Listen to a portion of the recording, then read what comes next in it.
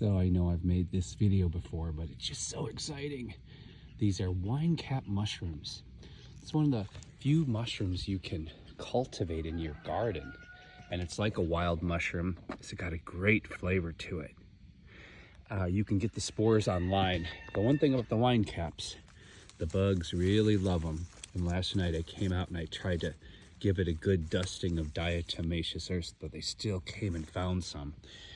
So the story goes that I originally had mixed these spores in grow bags with straw as a companion organism, because they do actually work with the plants around them just like they do in nature to break things down in the soil, and it improves the quality of your herbs.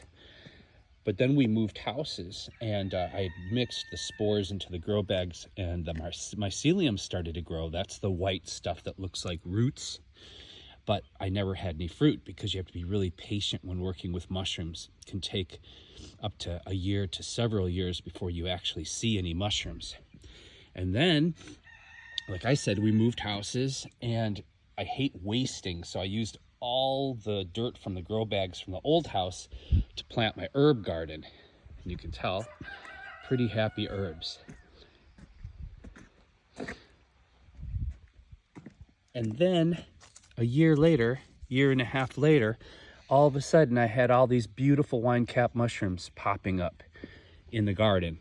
And the crazy thing is, it's, well, you know the date, we're well into June now, and we shouldn't even be seeing mushrooms where we're at, but because we've had unusually cold spring and we've had consistent rains, and because of my sprinkler system, I am getting flush after flush after flush of mushrooms.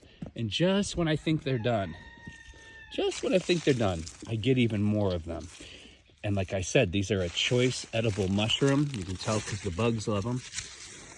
And I'll send a link where you can find spores at. And if you have raised beds and you're using wood chips or straw as a mulch, this is just a really great way to have an additional crop in your garden. And mushrooms are amazing. If you've never had actual living mushrooms, if you've never actually cooked living mushrooms, look at all of them. My gosh, I'm getting a huge flush. I can't believe it. There's more here. There's more in here. Gosh, it's amazing. Amazing. It's nothing like that crap that they feed us from a can. It's just like a lot of people think they don't like olives until they've had one of my olives.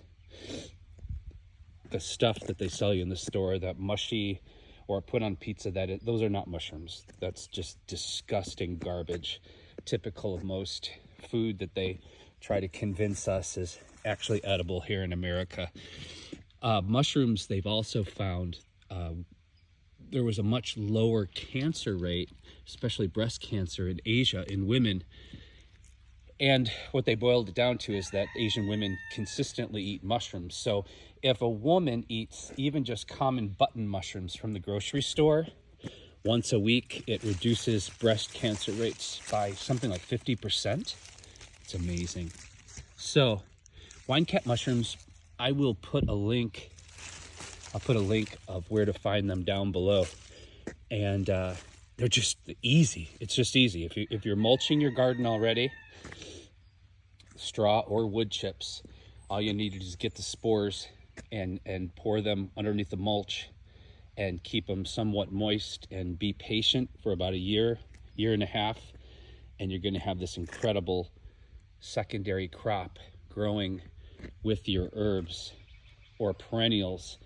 And like I said, it's a great relationship between the mushrooms and the strawberries, the mushrooms and the herbs, because the mushrooms break down the micronutrients in the soil and make it easier for the plants to get them.